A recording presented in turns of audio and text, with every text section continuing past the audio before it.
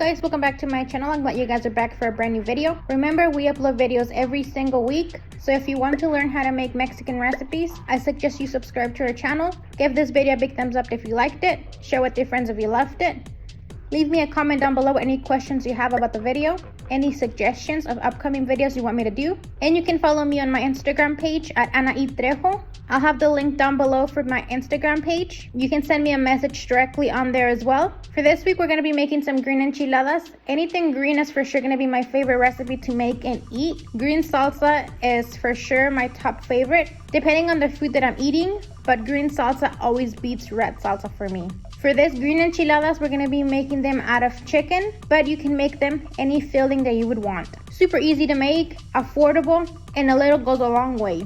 So for the ingredients this week, we're going to be using 2 chicken breasts, which equals about 3 pounds of meat. I'm using raw meat, but you can use any leftover chicken that you have on your fridge, even the ones that they sell at Costco, Sam's, and Walmart. 2 pounds of green tomatillos. Make sure you use the small tomatillos. Those are called tomatillos Milperos. Some of them have purple spots on them. That's totally fine. Those are going to be the sweetest ones and more delicious for you to cook. When choosing your tomatillos, make sure you get the ones that are really hard and shiny. Don't get the soft and soggy ones. 1 little bunch of cilantro, 5 serranos or jalapeños. For the spices, we're going to be using salt, bay leaves, cumin, whole black pepper, and cloves, onion and garlic, corn tortillas. For the toppings, I'm going to be using iceberg lettuce that I'm going to chop very finely, sour cream or table cream, and queso fresco.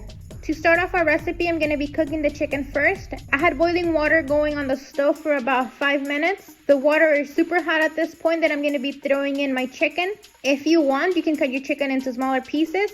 I'm going to be putting them in as a whole. Along with that, we're also going to be adding a little bit of the onion.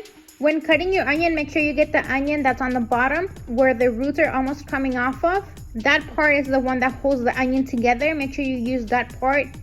Some garlic cloves, a couple bay leaves, a little pinch of whole black pepper, a little pinch of cloves, a little pinch of cumin, salt to your taste, and we're going to close the lid and let this boil for about 5 to 10 minutes.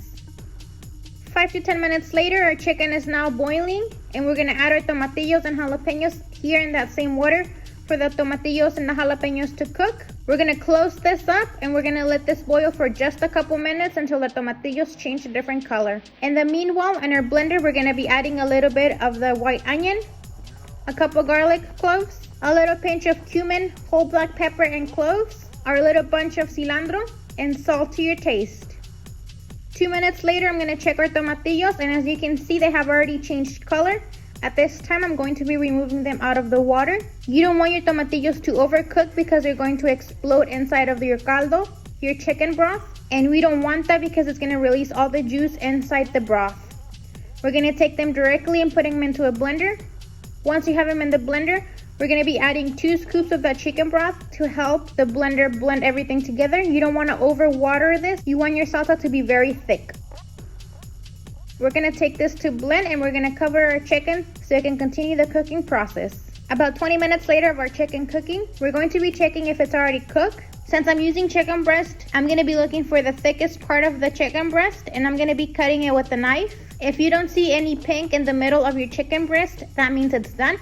If you still see some pink in there, let it cook a little bit longer. Your chicken is still raw and you want your chicken to be fully cooked because we're not going to cook it anymore after this. As you can see, my chicken is fully cooked, so I'm going to turn off the stove after here. On the little skillet, I'm going to add a little bit of vegetable oil, and I'm going to dice up some onion and let that fry for a couple minutes. You want your onion to really get sauteed so it can release the flavor into the oil, and it would make your food taste a lot better.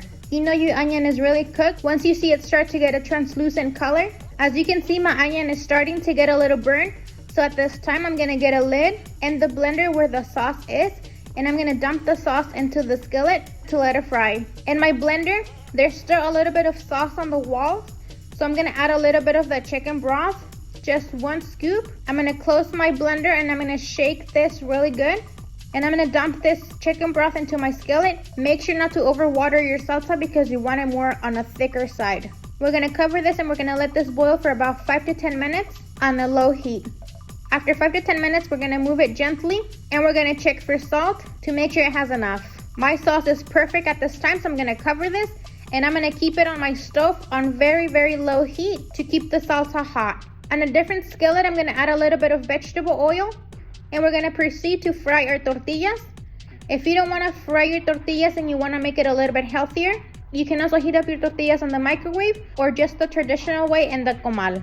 But if you fry your tortillas, the frying process is gonna make it have a better taste. After we're done frying our tortillas, I'm going to be showing you a little trick on how to shred your chicken.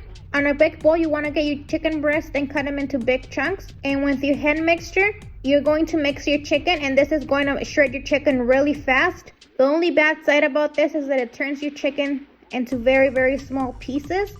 And I like my chicken on my enchiladas to be on bigger pieces. It's an easier way to shred your chicken or pork or beef. You can also use beef on this, but I prefer doing it manually with my hands because I like to have it on bigger chunks. But just a little trick for you guys to have. Now that we have our salsa, our tortillas fried, and our chicken shredded, we're gonna continue the process.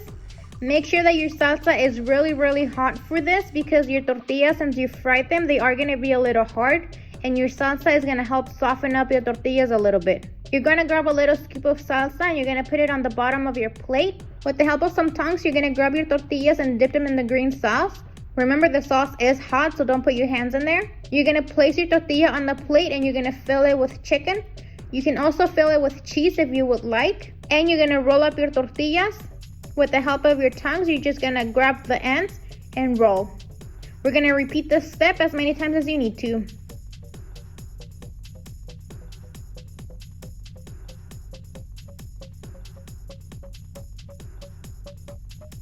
For the very end, we're gonna add a little more sauce to the top of our enchiladas so it can be very saucy. For the toppings on top, I'm gonna be adding sour cream, or you can also use table cream. I'm also gonna be shredding some Queso Fresco on top.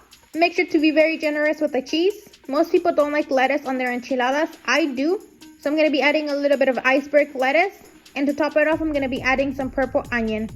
Purple onion is mostly for decoration, so you don't have to have it on there. And this is the end result for our enchiladas. Super easy to make, super affordable, and a little goes a long way. Like I said, you can make your filling out of chicken, cheese, beef, or pork. It's totally up to you. Or if you want to do it really vegan, you can roast up some vegetables and fill them with that. Like I said, anything green sauce related, it's going to be my favorite. I hope you guys enjoyed today's recipe. Don't forget to give it a big thumbs up if you liked it. Share with your friends if you loved it. Leave me a comment down below with any suggestions for future recipes. Any questions you guys might have about the specific recipe. Don't forget to subscribe to our channel so you can be part of our family. Remember, we upload videos every single week, and every week is going to be a different recipe. I hope you guys have a great week, and we'll see you guys next week with a brand new recipe. Bye!